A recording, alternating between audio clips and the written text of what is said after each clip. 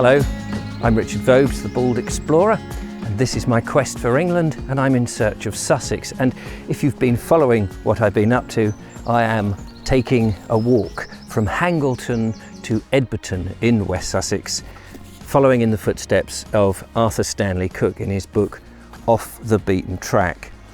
And this is my episode 3, and I'm coming down towards Poynings, or Punnings, as I believe the locals, I don't know whether they still say it today because I don't know any of the locals, but certainly in the old Sussex dialogue, I think that's how it became pronounced. So I've taken a stroll from Devil's Dyke, where I was, where the Victorian amusements was, and the Dyke Railway used to go up there taking passengers, and I followed the Dyke down, and I'm now here at the bottom. And my purpose today is to try and find the source of the stream, which is what would have caused the Saxon people to start a settlement here at the north side of the Downs in Poynings.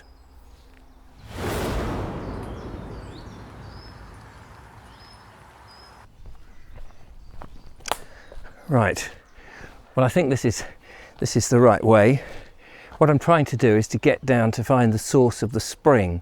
As we know, chalk, of course, is porous, so water comes in, and there's a huge amount of downs, and through the different filtering systems that'll be inside the downs, inside that chalk, eventually it will hit a much harder surface, clay or stone, and the water will then come out at some point, and it then forms obviously a stream as the water is all gushing out, and that becomes the source of clean, pure water which new settlements will be looking for, as indeed I am.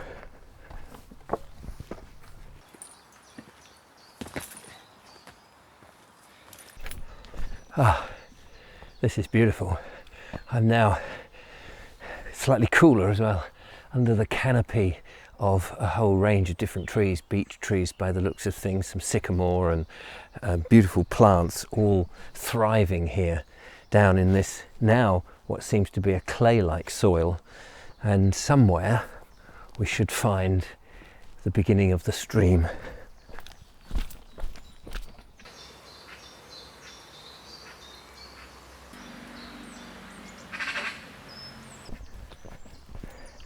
Aha, here we are. Water. Lovely, lovely water. Fresh out of the chalky downs.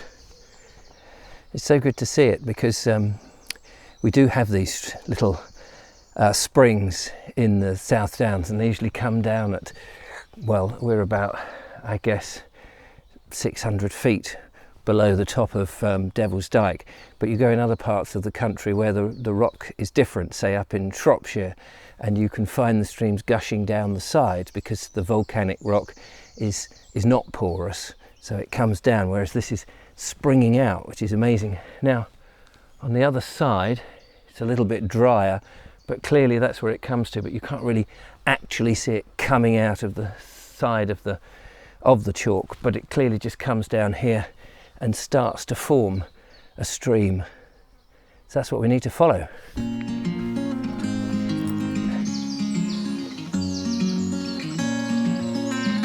Now there's some water here. See if we can get down without hurting ourselves too much. It is actually quite steep.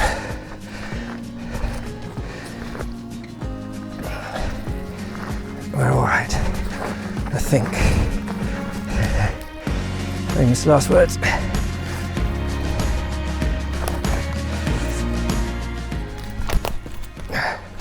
Oh, didn't want to go into the water itself.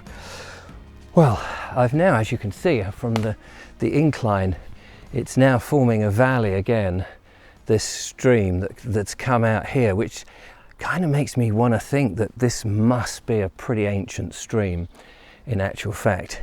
And now I know that Arthur tells us in the book that there were 2 mills, and one is this side of Poynings, and there was a mill stream. So that's the next thing to find. Of course, I've got to climb back up the hill, haven't I?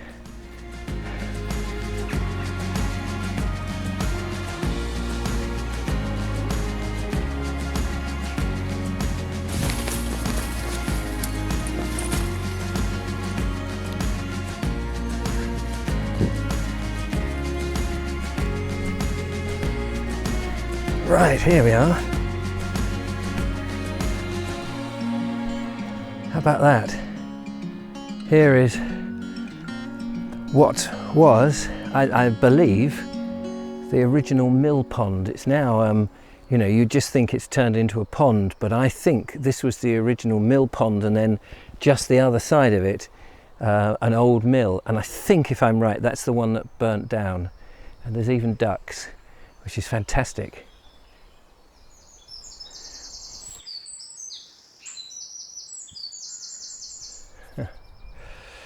Now, I'm going to test my knowledge about mill ponds and why we have mill ponds, because it's been a question that many years ago I used to ask until I started to think about water mills and become interested in water mills.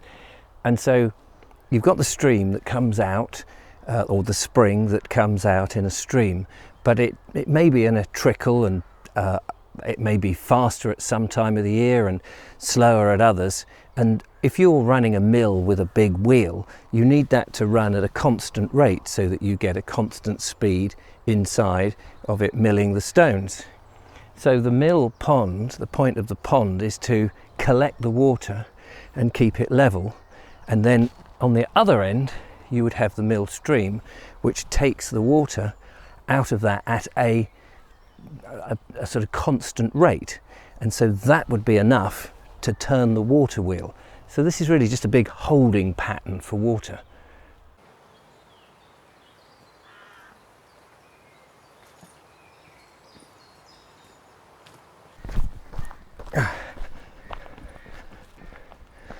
So here, I think, is where the water was taken in onto the mill stream or the mill run, and behind here is where the mill would have stood.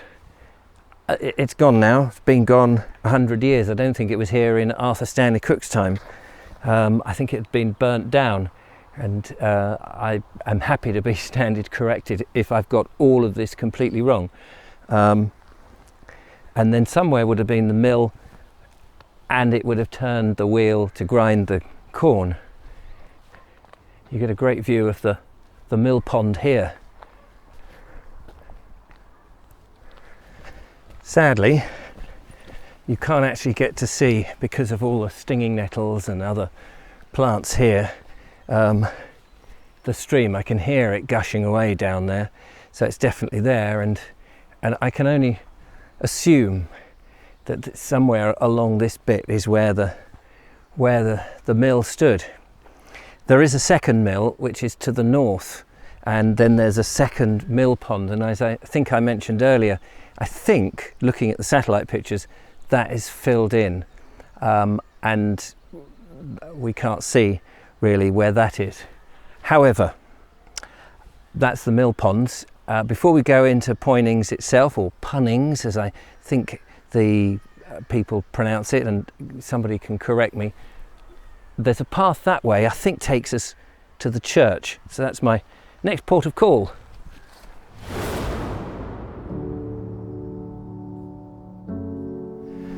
Well, this seems to be the churchyard, or at least an overspill of the churchyard, because the church itself is actually in quite a restricted area at the moment. So this is a lovely bit of quiet ground, and I'm approaching, my path took me to the east of the church, and I've got to sort of circle round it to get actually to the west, I guess.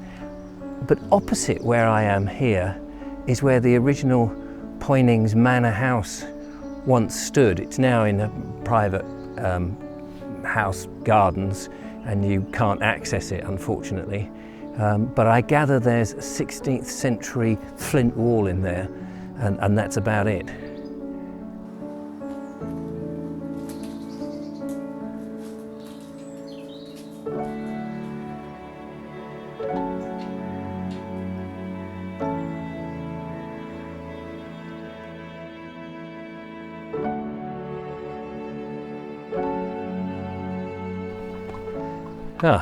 Well, there does seem to be an entrance actually on the east side, which saves me having to walk around. And the first thing you notice is this rather beautiful yew tree. And of course, no churchyard would be complete without a yew. But let's have a look at the church. The Holy Trinity Church in Poynings is a Grade 1 listed building. It was constructed in the 14th century, although it is likely that there was a much earlier place of worship here. The cruciform church was founded at the death of the then Lord of the Manor, Michael of Poynings, who died at 51, but he left money to build the church. The supervision was carried out by his son Thomas.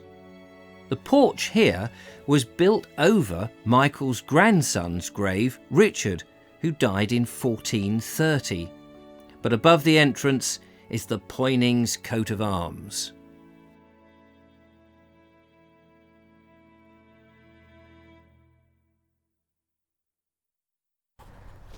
It's great that this book has got 160 illustrations by Sussex artists.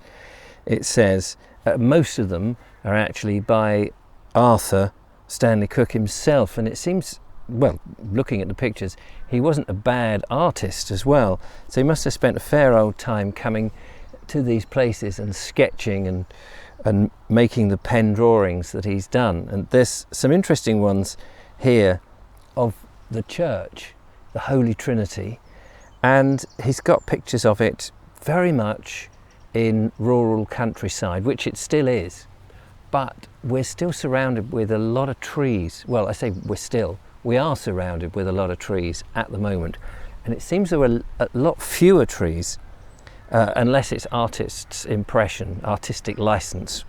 Yeah, they've certainly got a bit bigger.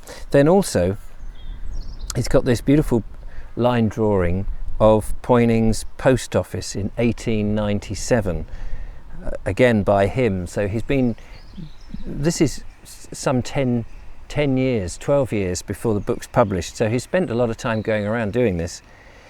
You don't get this view now, unfortunately. It seems that there's another building in front and a brick wall, and it's all slightly changed, but the essential buildings are still there, which is, in my opinion, great to see.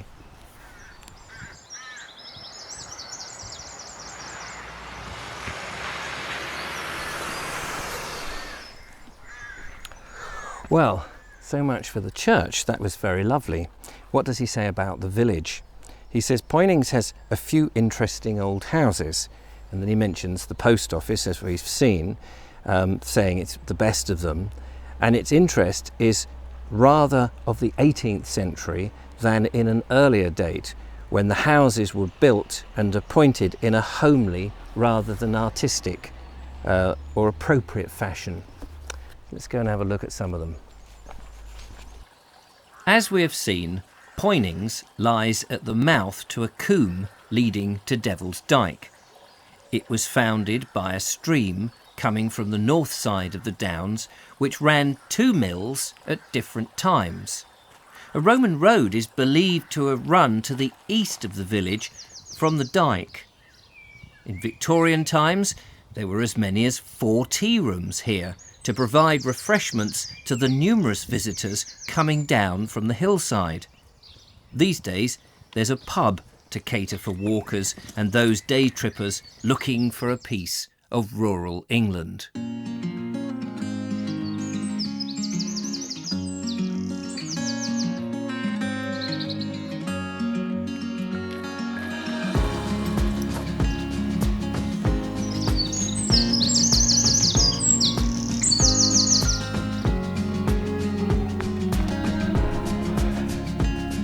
Well, the next stop is Fulking, which is along the road, and then we get to Edberton.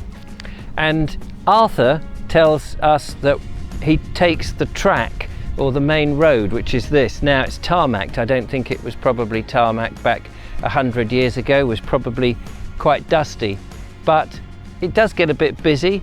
You do get cars, it is quite dangerous, so it may be that I'll find a parallel route to get down to Fulking.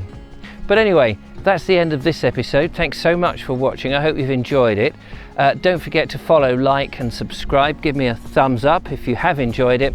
And if you fancy giving me a spot of patronage, then all the details are at baldexplorer.com of how you can support the channel.